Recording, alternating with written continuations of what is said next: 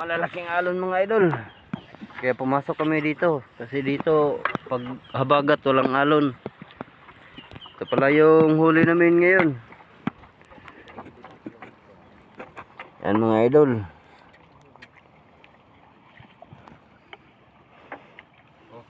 Hindi ko alam kung anong pangalan yan sa Tagalog mga idol. Pero dito sa amin, anduhaw pangalan yan.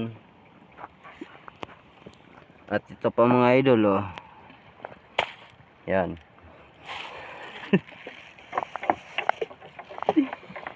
Yan mga idol.